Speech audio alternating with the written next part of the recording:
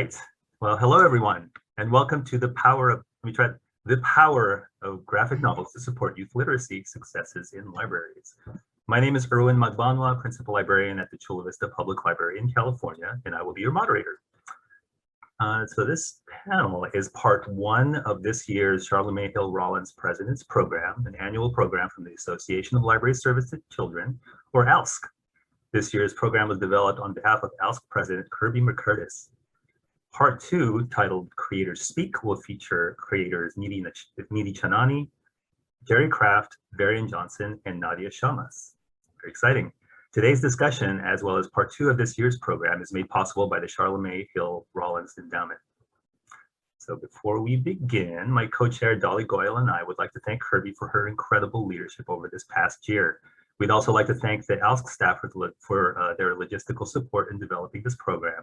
And of course, today's panelists for agreeing to share their experiences and expertise with us here today.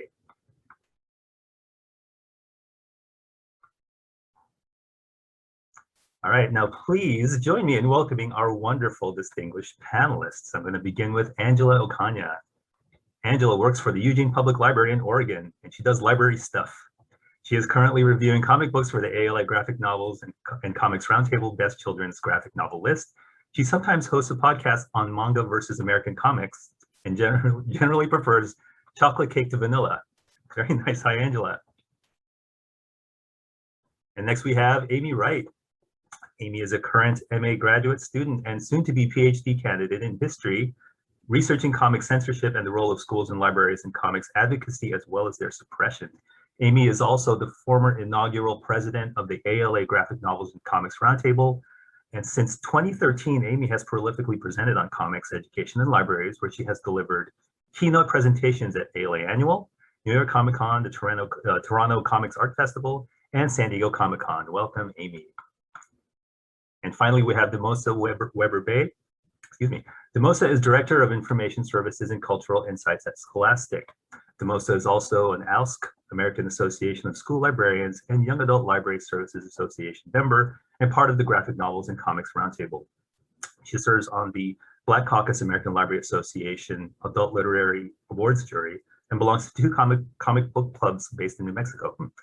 Prior to her time at Scholastic, Deimosa worked at schools and libraries as both a high school English teacher and a teen librarian. Her medium is stick figures, and she's also an avid quilter. Hello, Deimosa. And hello, everyone. So yeah, it's an honor to be part of this panel of distinguished speakers here.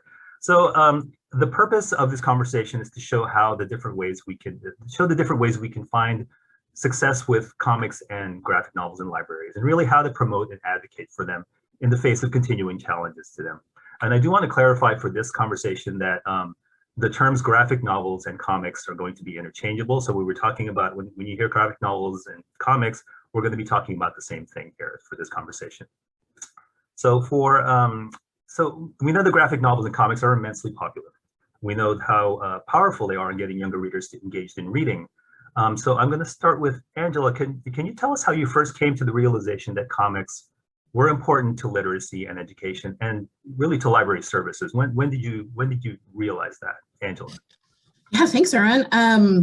As you know, because I'm sitting on a comic books panel, I'm probably a nerd. I really enjoy comic books, and I have read them my entire life. I came from a single parent household. I'm a queer Latina, and so like comic books were kind of this outlet in my life. And I remember my dad would go to the baseball card store, and I would go like, oh my gosh, there's comic books. And he would be like, all right, we're going to get baseball cards and you can get a comic book. And I was like, yes, yes. And I remember how much I would dig into like Teenage Mutant Ninja Turtles. And like, I cried like a little baby when Superman died. Batman broke his back, and I was like, the world, what's going to happen? And you're like, okay, but how does that tie into libraries?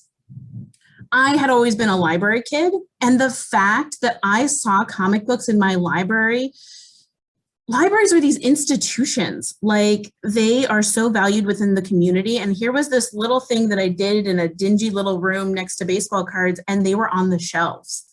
And the amount of street cred they got was astronomical. And I remember going into my first program, my teen librarian, shout out Nan Choi, she brought in a comic book artist and gave away free floppies. And I was like, yo, like, what is going on here? And I think that for me was the power of respectability that comic books have when they come into libraries. And that's how I knew that comic books were important. It wasn't just a thing that I did as a hobby. It was a really valued medium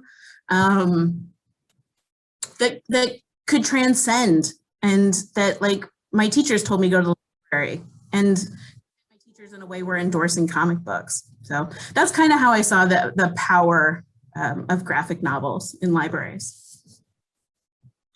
And Amie, when did you realize, what was, I guess, and I know you like to say this to your origin story. What is your origin story when it comes to understand or realizing that it is at literacy?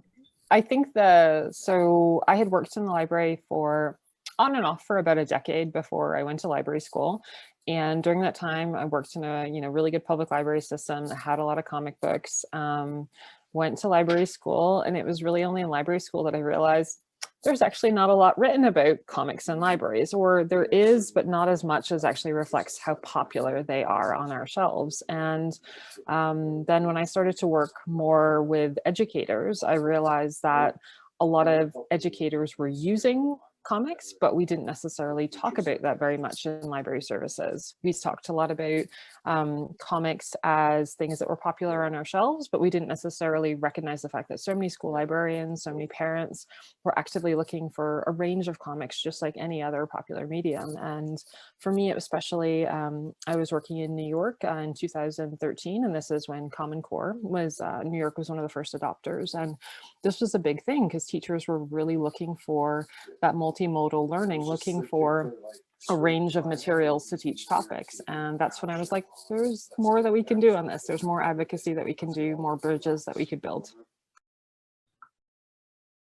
And Deimosa, what is when did you come to this realization that comics was a thing for education and literacy? Well, very, very much like Angela, it was my father. My father, I actually wrote some notes down. So if you see me looking over to make sure I remember, details, but he instilled a love of comics when I was very young. And we would go to the comic book store all the time, and he would do things like put a Batman comic down on the table and slide it across and tell me I had to read it so that we could discuss. So, very early on, for me being a complete bookworm and nerd, the culture of science fiction, fantasy, and reading comics and graphic novels was just part of, like what I understood kind of like nerdiness to be, and that it was okay and cool to be into this stuff because it was part of, my dad's experience growing up and everything. And then when I was a teacher, I made sure that I always had superhero stuff on the wall, like posters and stuff like that, because it was something that I liked. And I wanted, for the kids to just be able to see that those were cool in my English classroom. And, I would try to make sure to include comics in lessons, so that sometimes depending on what I was talking about with ELA, if it was like cause and effect or something, or maybe the hook that day for a lesson, I would use like a 3-panel or something like that, or have the kids respond to literature by drawing me a comic or something, just to have it, in the classroom. And then I became a teen librarian, worked at the Rio Rancho Public Library, and I just got opened up to this world of librarians talking about comics and how they had value, and they needed to be pulled out of 741.5 and put into their own unique shelving, and like cataloging, and how that was affecting where the series showed up on the shelves and all of this. And I was like, wow. And so when I returned to teaching, when I went back into it, I just was very intentional. And I wrote down here, like, I made sure that I devoted an entire wall in my classroom to comic book posters. It was like this entire wall is just going to be, devoted to posters. That way I'm signaling it without saying it to all of the kids throughout the school as they pass by my room, that, comics are part of literacy as the English teacher. And then also I started a comic book club.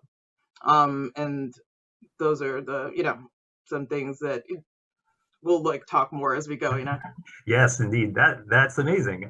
So Deimosa, we're going to stay with you. So So now that you've established that you are, that you have comics, and the comics are, are important. We all know that there's still much resistance to the notion that comics are real reading among communities with servants, to some extent, even some in the library profession. So we're going to get into like, what have you told parents, educators, administrators, members of the community to convince them that comics are legitimate or real reading? What kind of strategies did you use?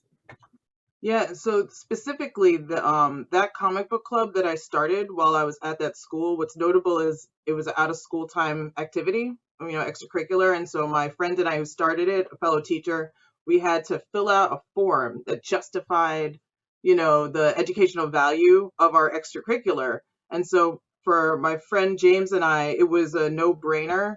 We were comics readers, to fill out the form, but we wrote down specifically that we knew that it would draw in reluctant, and I also try to refer to reluctant as aspiring readers, that particularly some of the guys, not to stereotype, but, sometimes we see a gender disparity when there's like data and reading scores and stuff like that, particularly around age 8 and age 12, our Kids and Family Reading Report at work shows that. And then specifically, I was working at a charter school for Native American students.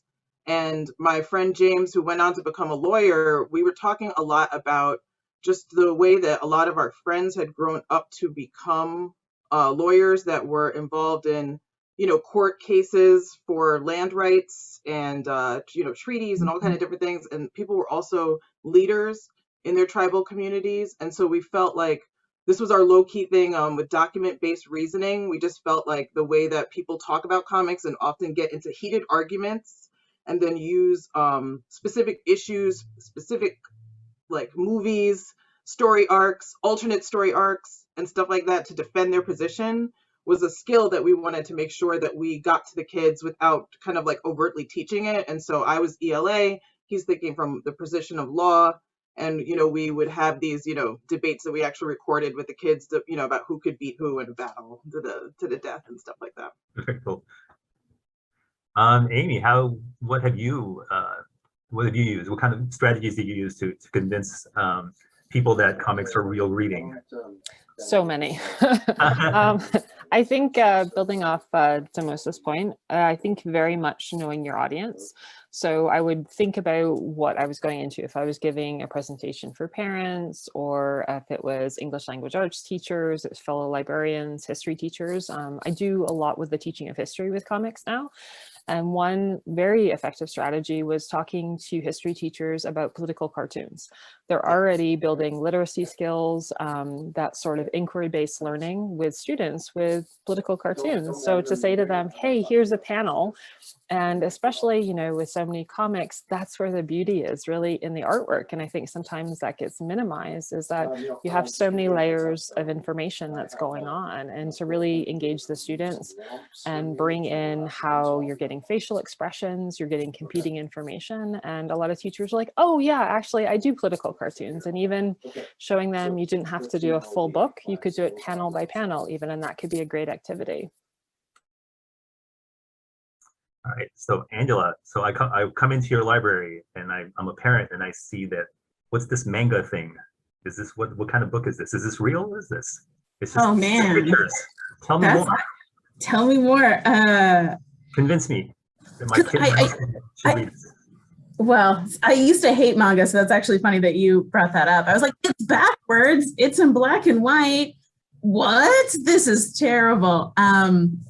But if you were to come in as a parent, for me, it's telling you about in the way of respectability, because I'm at a desk and someone's coming up and asking me, they're looking for my opinion as somebody who like knows books.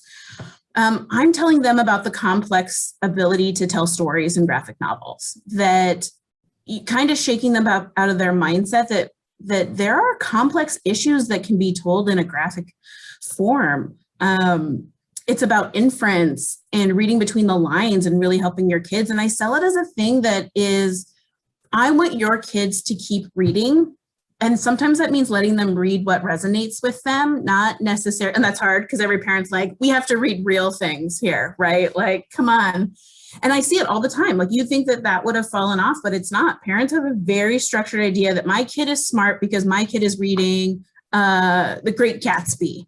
And that's what makes them smart. And I was like, actually, if your kid really enjoys what they're reading and they have a love of graphic novels, they're going to keep reading. They're going to read even more. And that the stories aren't subpar to those, even though it has pictures. And so it's getting rid of this notion that books with pictures are less than real books, and selling it on, like, if your kid is enjoying what they're reading, they are going to be more likely to read more often and more consistently, which I think what parents want.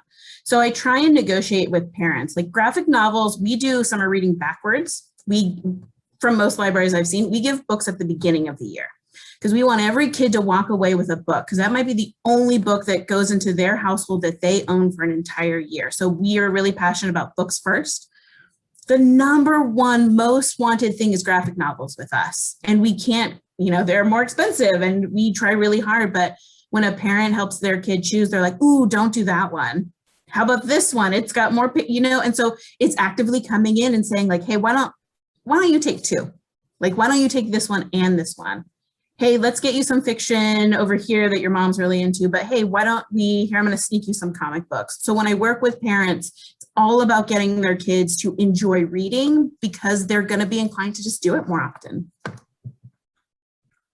Yeah, so I know, I'm part of a couple of adult comic book clubs, and I know that most of the members are lifelong comics readers, but they also are avid readers. So it's not they grew up with comics, but they're also avid readers. So there's proof positive that as you grow up, you can still read other things, and it's not just going to be the only thing to read.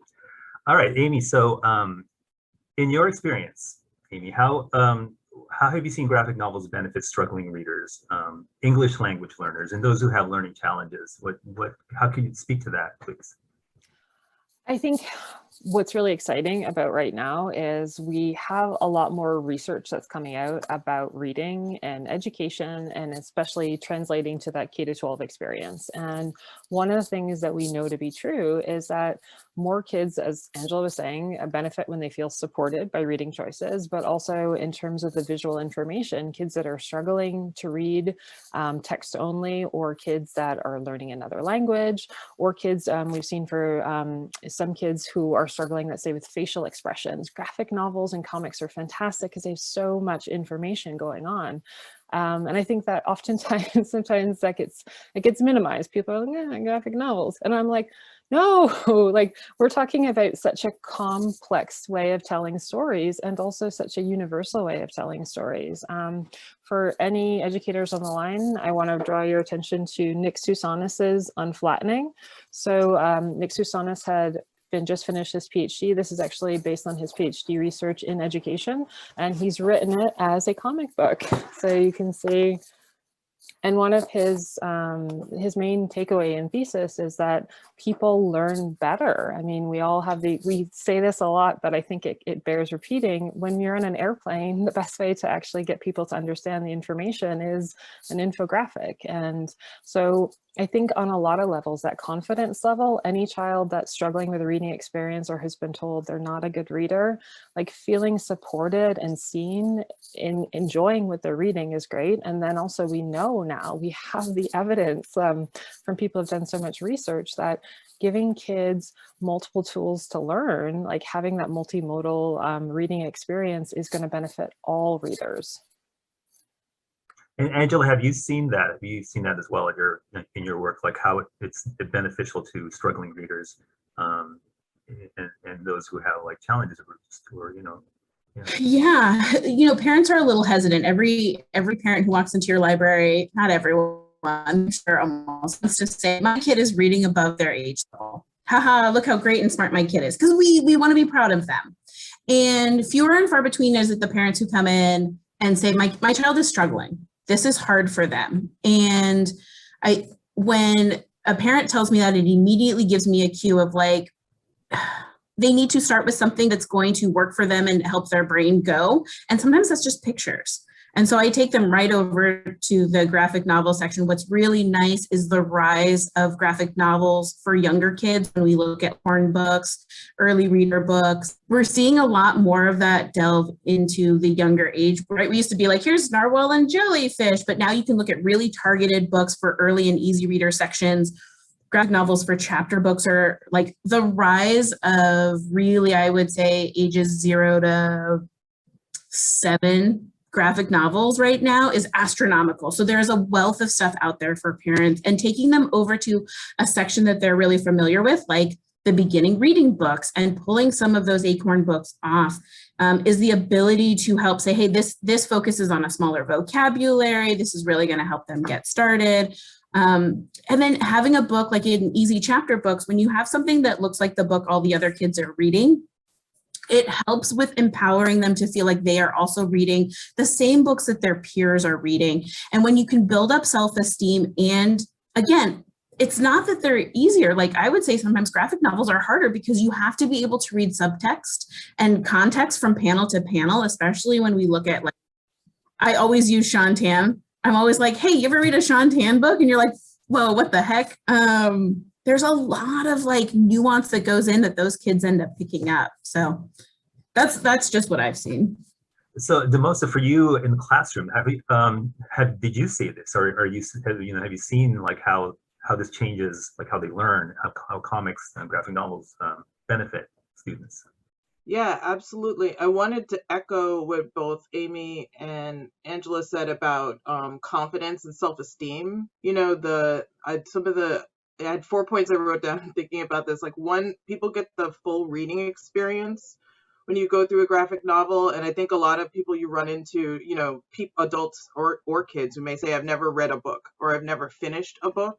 And so you get the opportunity to read a volume, turn the pages, you know, go from left to right, top to the bottom of the page. And when you finish, there's a sense of completion, and, you know, having that sense of completion, whether it's a 32 pager or a longer, you know, graphic novel, or just reading like the Sunday funnies, you know, taking those, you know, kind of like back to back, you know, maybe it's 8 pages altogether, that can just give you that confidence. And then you want to do it again. And then the other thing is, I find that series are obviously very popular with, you know, all kids, but if you are struggling to find something to read, whether it's because of interest or because, like, you know, you're struggling with like learning, or, you know, or particularly decoding skill, or you're learning English language or something like that, then, you know, discovery takes forever. And so once somebody finds a series that they like, and character that they identify with, and a world that they're into, then you want to keep going. And that's why we see so many series for kids that go into dozens of books. And so when you bring in something like comics or graphic novels, there are dozens. You know, as soon as a kid becomes enamored with Batman, then there's just a wealth of reader's advisory that can follow from there, you know. And so just kind of like opening up that possibility, you know, like discovery, I think is important. And then the last thing I had, it was like, you know, just reading and writing, I think is something as a teacher is important to think about, particularly if you are working with a text and it's difficult because of decoding for people to understand what's going on in the story. As a ELA teacher, the other half of what I want to do is get people the ability to write, you know, to read, write, but then analyze and then compose something. And so sometimes I'm using different, or, you know, I was, right now I'm a corporate librarian, but using different things to try to get everybody the story so that they can now do the next part of the lesson, which is analysis, and then, you know, produce an essay or something like that. And so if it's, you know, Romeo and Juliet, and I assigned a very difficult chapter or, you know, a scene last night, if I can show, you know, pass out a comic of it at the beginning of the lesson, show the scene from the movie, you know, listen to the audio book or something like that. Now, even the kids who struggle to read it, like, we bypassed that difficult part, and now they understand what happened, the basics. And now we can talk about analysis and whether or not Juliet should have said, you know, let Romeo, you know, in after he killed her cousin, you know, and then we can like write an essay about it, or we could create multiple choice questions and learn how to do process of elimination or something like that. But, you know, using sometimes the graphic novels, it gives you the information, whether it's nonfiction or fiction, the story in a way. It makes it accessible to everyone. It's just another way of transmitting information. So let's talk about another benefit of comics, and I'm going to ask you, starting with Angela, in what ways have you seen the importance of graphic novels in the movement for equity and inclusion?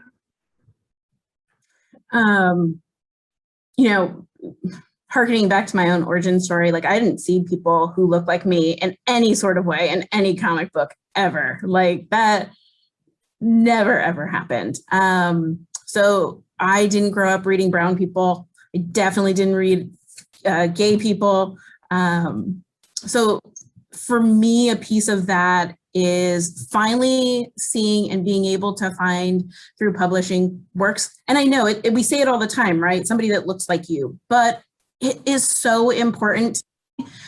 We just talked about like what it's like to be interested in the thing that you're reading. And if you're interested in it, you'll read more. And it's like, yeah, I want to see somebody who's like me.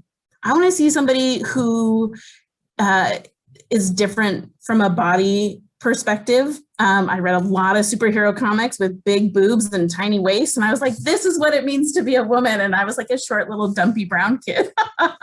So I couldn't resonate with that. And I always thought that those were the ideals. And I think our ability to find books like that is so radically important. And we've seen an increase, of course, of it, but I'm going to be real, right? So from a purchasing perspective, I hunt out queer books. I try and hunt out books by Black, brown, Asian authors. Like, I'm like, yes, yes, yes. And yet I am still human. So a piece of it is like, I got a new teen librarian and she is amazing at native selection. And I was like, what?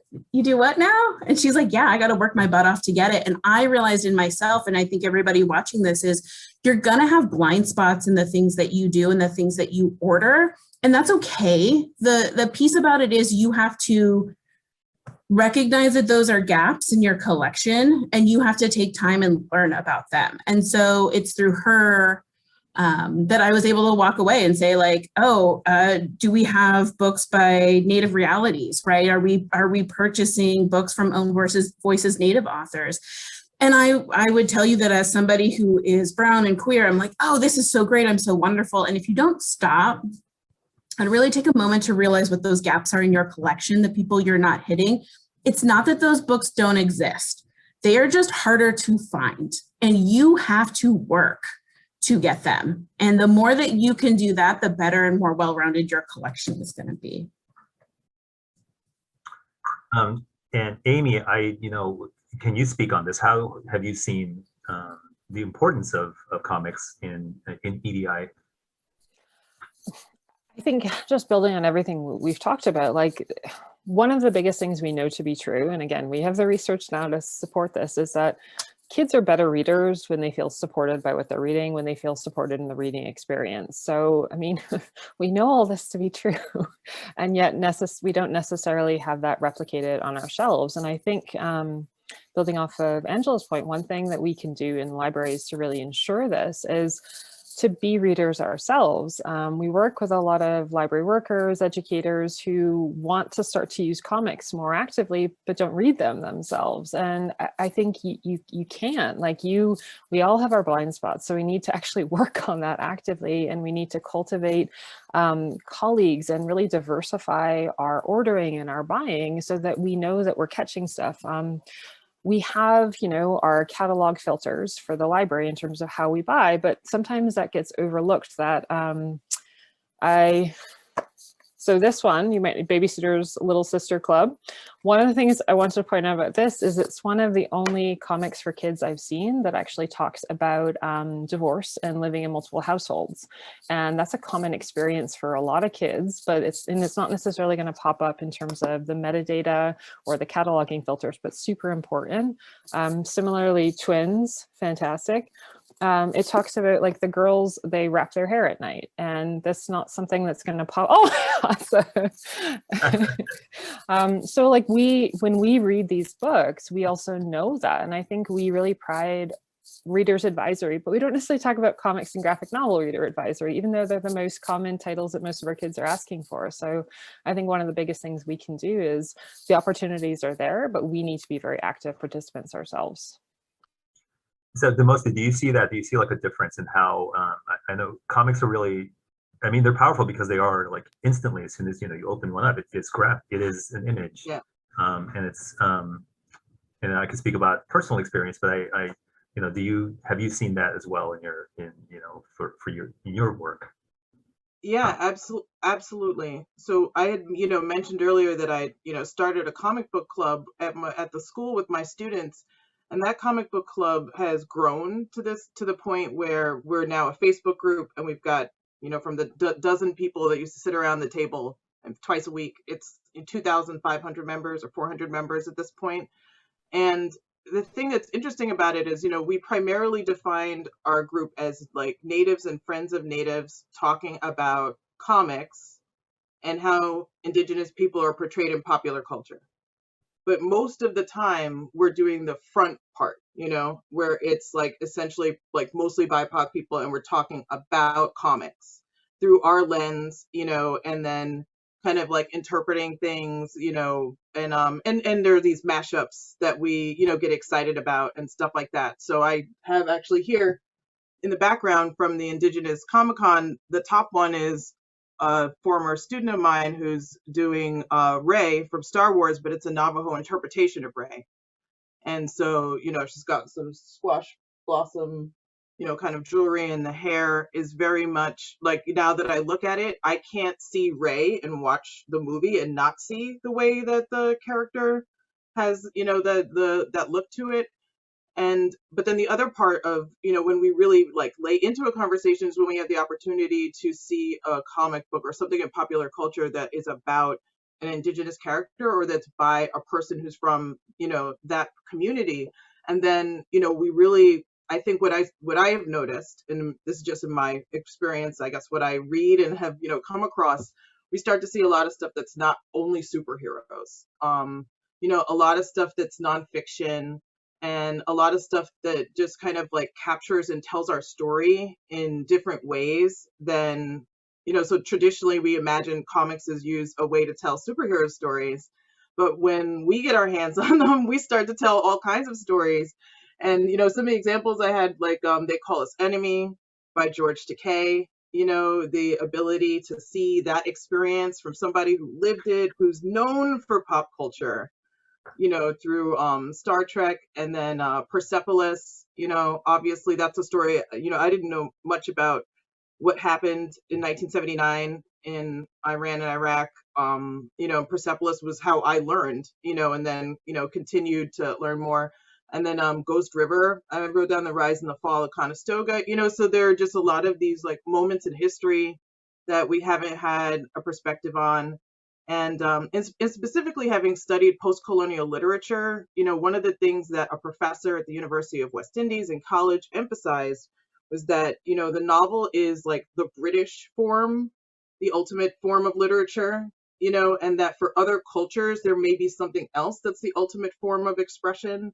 And if we're coming from a culture of oral history, oral tradition, then, you know, things like comics or visual mediums and things like short stories and like obviously epic poetry and narrative poetry, they may just be like more kind of, you know, ways of communication and passing knowledge that, you know, fall in with us. And I think from that moment forward, I was just like, everything is literature, everything counts for the canon. And it made me double down on my feelings about comics, you know. So when I come into teaching, I'm like, you know, this is it. You know, for some of us, this is how we tell our stories. We don't tell our stories in 12 chapters about 300 pages, you know, from left to right. Some of us tell our stories in Japanese, vertical, right to left, black and white.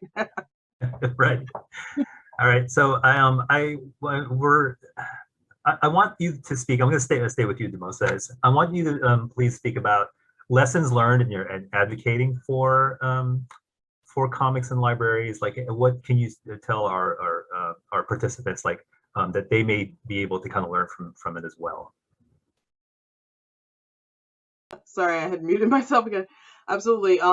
So in lessons learned in advocating, a few quick tips, like one, I would say quality over quantity, for sure, as you're starting collection development.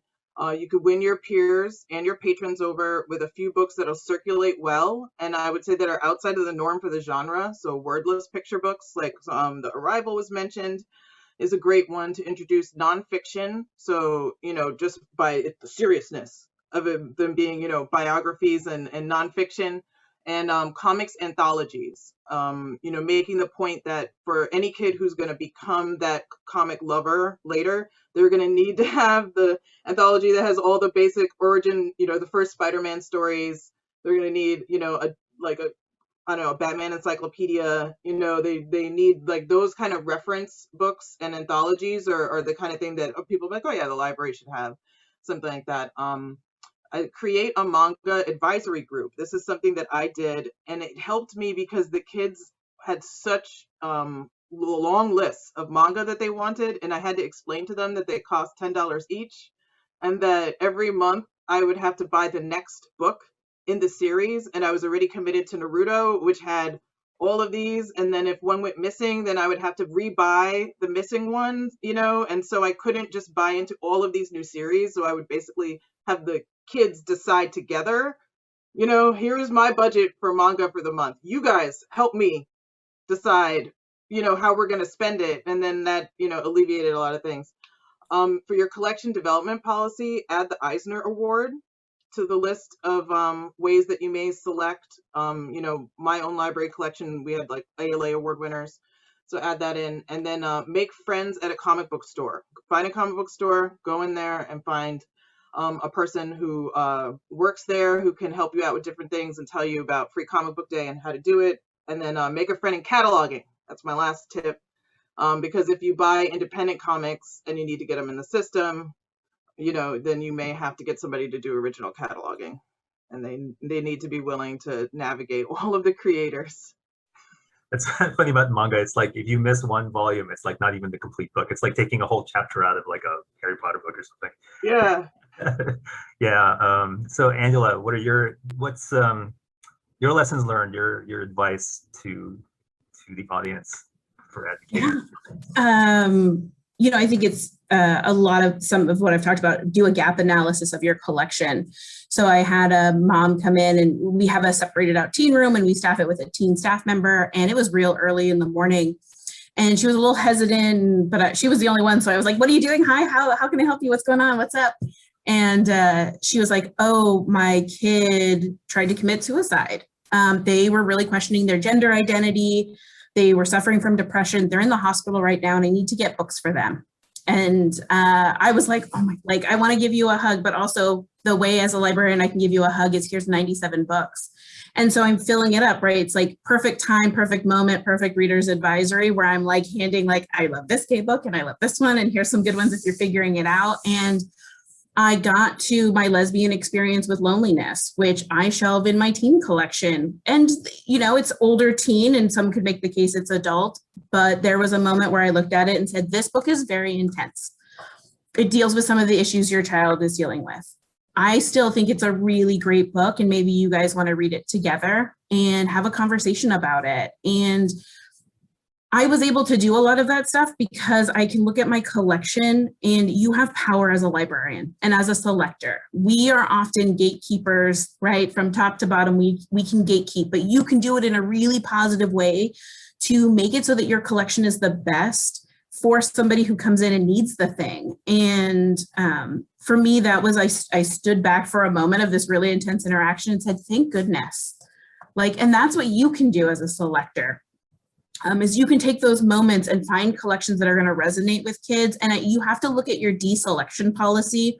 I always talk about buy, but look at your deselection policy. If you have a book on the shelf that you think has inherent value, that is something for the one Native kid who lives in your community, who's queer, you keep that book, even if it has never circulated, because it is meeting a need in your community. And it's not all data as new librarians. We're here's your circulation weeding list, go through it. But what makes you an even better librarian is realizing that list doesn't just doesn't tell the whole story. It tells one piece of the story. And so when you look at your deselection list, when you look at your collection development policy, go into it with this really fresh perspective of, it doesn't have to be black and white. There can be an in-between. And I'm going to put whenever you deselect, you're taking out someone's favorite book. Like, I got rid of Death of Superman because it was falling apart, because binding is terrible sometimes.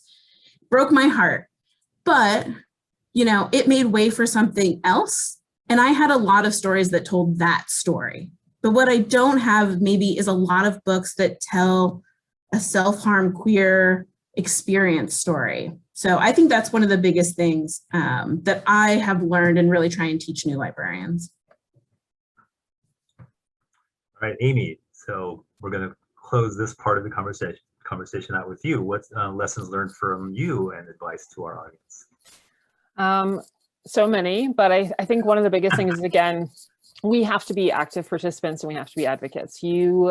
Whatever assumptions you have about graphic novels and comics, I would urge you to challenge them. Read outside your comfort zone. When Gene Yang, is the National Ambassador for Young People's Literature at Library of Congress, his platform is Reading Without Walls. And I think sometimes as library professionals, we do that with genres, but we don't necessarily do that with formats. We don't embrace audiobooks. We don't embrace graphic novels and comics. One thing that I want to leave people with, the graphic medicine community, if you're not aware of it, one of the best things, especially when we talk about kids comics, I can't tell you how many people I've recommended Guts to, especially with kids and the pandemic and dealing with that existential dread. Kids don't necessarily have the vocabulary. We don't have the vocabulary as adults, but I think with comics and graphic novels for kids, we're really uniting bibliotherapy and art therapy. And we know that art therapy is so profound for so many feelings of trauma and processing emotions. And I think with really good reader's advisory with comics and graphic novels, we have that potential. Very nice. Okay, well, I'm going to wrap the discussion up right now. So thank you so much, Angela, Deimosa, and Amie, for sharing with us today. Thank you. And thank you, Kirby McCurtis, our president, ALSC president, for making this happen. And thank you all for joining us for the Power of Graphic Novels to Support Youth Literacy, Successes in Libraries panel. For more resources on graphic novels for children, please visit ALSC's book list page for the 2021 ALSC Graphic Novels reading lists, which will be available midsummer 2021. Thank you all for spending time with us.